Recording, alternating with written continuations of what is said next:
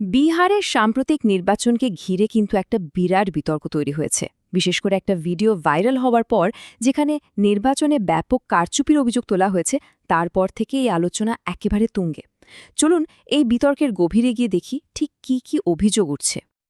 তো একেবারে মূল যে প্রশ্নটা সবার মনে আসছে সেটা হলো বিহারের এই নির্বাচন কি আসলেই নিরপেক্ষ ছিল।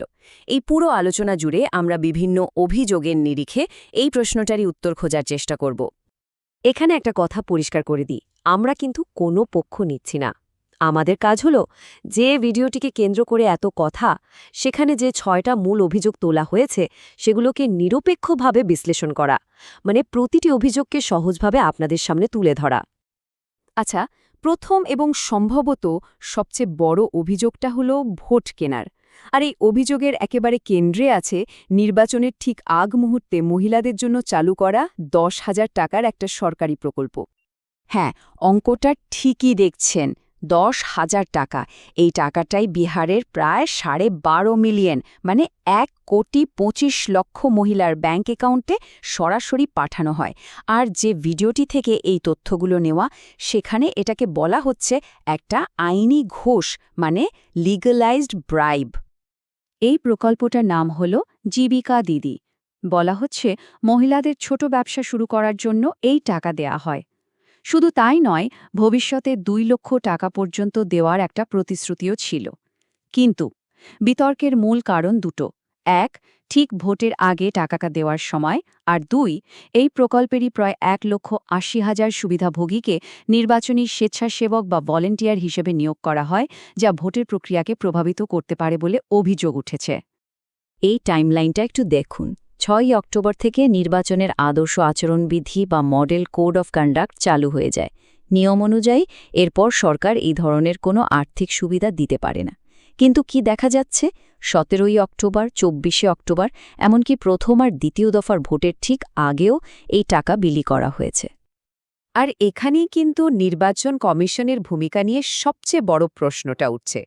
কারণ এর আগে তামিলনাড়ু, অন্ধ্রপ্রদেশ বা তেলেঙ্গানার মতো রাজ্যে নির্বাচন কমিশন কিন্তু ভোটের আগে টাকা বা কোনো জিনিস বিলি করা বন্ধ করে দিয়েছিল, এমনকি সেগুলো যদি চালু প্রকল্পও হয় তাহলেও।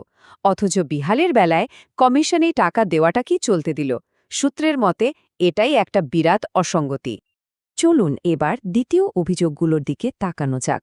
এই অভিযোগগুলো সরাসরি ভোটার তালিকার স্বচ্ছতা নিয়েই প্রশ্ন তুলছে। এর মধ্যে ডুপ্লিকেট ভোটার থেকে শুরু করে ভোটারদের জন্য অদ্ভুত উপায় পরিবহনের ব্যবস্থা করার মতো গুরুতর বিষয়ও আছে। সূত্র ভিডিওতে একটা খুব নির্দিষ্ট উদাহরণ দেওয়া হয়েছে। বলা হচ্ছে, এই দেখুন, বিজেপি কর্মী নগেন্দ্র কুমার, উনি দিল্লি আর বিহার ২ জায়গাতেই ভোট দিয়েছেন। এই রকম একটা উদাহরণ যখন সামনে আসে, তখন ডুপ্লিকেট ভোটারের মতো একটা বড়সড় অভিযোগও অনেক বেশি বাস্তব মনে হয়। কিন্তু ব্যাপারটা শুধু ১-২টো উদাহরণে থেমে নেই। সূত্রটি একটা তদন্তকারীর রিপোর্টের কথা বলছে, যেখানে দাবি করা হয়েছে চূড়ান্ত ভোটার তালিকায় সন্দেহভাজন ডুপ্লিকেট ভোটারের সংখ্যা ছিল প্রায় ১.৪৩ মিলিয়ন, মানে ১৪,৩০,০০০-এরও বেশি। এটা কিন্তু একটা বিশাল সংখ্যা।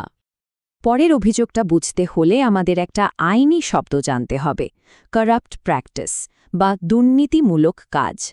১৯৫১ সালের জনপ্রতিনিধিত্ব আইন বলছে, কোনো প্রার্থী নিজের খরচে গাড়ি ভাড়া করে ভোটারদের ভোটকেন্দ্রে আনতে পারবেন না। এটা বেআইনি।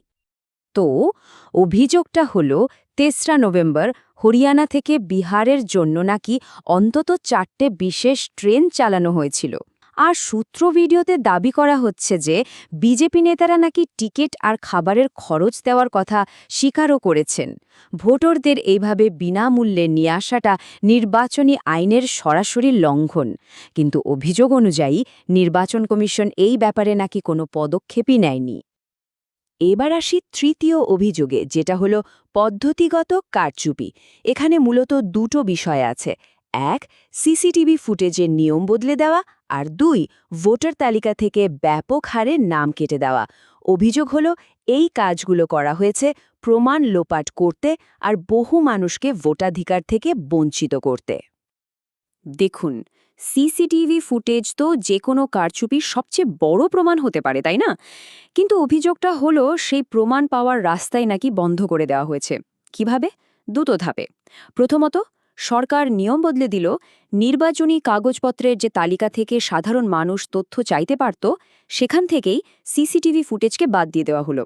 আর দ্বিতীয়ত, নির্বাচন কমিশন একটা নতুন নিয়ম আনল যে যদি ৪৫ দিনের মধ্যে কোনো অভিযোগ আদালতে না যায়, তাহলে পোলিং বুথের সব সিসিটিভি ফুটেজ ডিলিট করে দিতে হবে।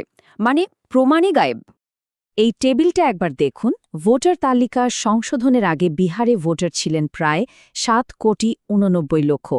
কিন্তু চূড়ান্ত তালিকায় সেই সংখ্যাটা কমে হয়ে গেল ৭,৪২,০০,০০০। অথচ সরকারি হিসাবে ভোটার হওয়ার কথা ছিল প্রায় ৮,২২,০০,০০০।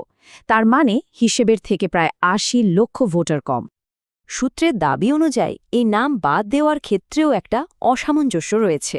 যেমন ধরুন, বিহারের মোট জনসংখ্যার প্রায় ১৬.৯% মুসলিম, কিন্তু যতগুলো নাম ভোটার তালিকা থেকে বাদ দেয়া হয়েছে তার প্রায় ৩৩%ই নাকি মুসলিম ভোটারদের। এই পরিসংখ্যানটা একটা নির্দিষ্ট সম্প্রদায়কে নিশানা করার দিকেই ইঙ্গিত করছে বলে অভিযোগ। আর এই সব ডেটা, এই সব পরিসংখ্যানের পেছনের আসল কষ্টটা ফুটে ওঠে এই একটা কথায়। যখন ওরা ভোট দিতে গেলেন, তখন তাদের বলা হলো যে ভোটার তালিকায় আপনাদের নাম নেই।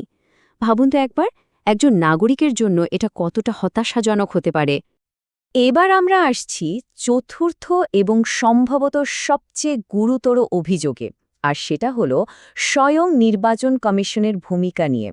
অভিযোগটা সরাসরি পক্ষপাতিত্ব এবং স্বার্থের সংঘাতের। এই টাইমলাইনটা দেখাচ্ছে কিভাবে নির্বাচন কমিশনের নিয়োগের প্রক্রিয়াটাই বদলে দেওয়া হলো। দেখুন, ২০২৩ মার্চে সুপ্রিম কোর্ট একটা প্যানেল তৈরি করে দিয়েছিল। সেখানে কে কে ছিলেন? প্রধানমন্ত্রী, বিরোধী দলনেতা আর ভারতের প্রধান বিচারপতি। বেশ একটা ভারসাম্য ছিল, তাই না? কিন্তু ওই বছরেরও ডিসেম্বরে সরকার একটা নতুন বেল আনল, আর সেই প্যানেল থেকে প্রধান বিচারপতিকেই সরিয়েই দিল। তার জায়গায় এলেন কে? সরকারেরই নিয়োগ করা একজন কেন্দ্রীয় মন্ত্রী। তো সূত্র অনুযায়ী অভিযোগটা উঠছে যে এতে করে পুরো নিয়োগ প্রক্রিয়াটাতেই সরকারের নিয়ন্ত্রণ অনেক বেড়ে গেছে। এখানে স্বার্থের সংঘাতের একটা সম্ভাব্য উদাহরণও তুলে ধরা হয়েছে। ঘটনাটা পরপর দেখুন। ২৪শে জুন ২০২৫ প্রধান নির্বাচন কমিশনার জ্ঞানেশ কুমার বিহারের ভোটার তালিকা সংশোধনের কথা ঘোষণা করলেন। ঠিক তার পরের দিন ২৫শে জুন তার জামাতাকে একটা খুব বড় প্রশাসনিক পদে নিয়োগ দেওয়া হলো। আর তার ১ মাস যেতে না যেতেই তার মেয়েও একটা অত্যন্ত গুরুত্বপূর্ণ পদে নিযুক্ত হলেন। সূত্রের মতে আরেকটা উদ্বেগের বিষয় হল আইনি সুরক্ষা। ২০২৩ সালে একটা আইন সংশোধন করা হয়েছে, যার ফলে নির্বাচন কমিশনাররা তাদের দায়িত্ব পালন করার সময় যা যা পদক্ষেপ নেবেন তার জন্য তাদের বিরুদ্ধে মামলা করা যাবে না। অভিযোগ উঠছে এর ফলে তাদের জবাবদিহি করার জায়গাটাই অনেক কঠিন হয়ে গেছে। বেশ, এতক্ষণ ধরে আমরা অনেকগুলো বিষয় নিয়ে কথা বললাম। চলুন সব মিলিয়ে একবার দেখে নিই ঠিক কি অভিযোগ আমরা খতিয়ে দেখলাম। তাহলে এক নজরে ৬টা মূল অভিযোগ হল: ১. ১০,০০০ টাকা দিয়ে একরকম ঘুষ দেওয়া। ২. ভোটার তালিকায় লক্ষ লক্ষ ডুপ্লিকেট ভোটারের নাম থাকা। ৩. বেআইনিভাবে পার্টির টাকায় ট্রেন ভাড়া করে ভোটারদের নিয়ে আসা। ৪. সিসিটিভির মতো প্রমাণ লুকানো বা নষ্ট করার জন্য নিয়ম বদলে দেওয়া। ৫. বেছে বেছে নির্দিষ্ট কিছু ভোটারের নাম তালিকা থেকে বাদ দেওয়া। এবং ৬. খোদ নির্বাচন কমিশনের মধ্যেই প্রাতিষ্ঠানিক পক্ষপাত ও স্বার্থের সংঘাত থাকা।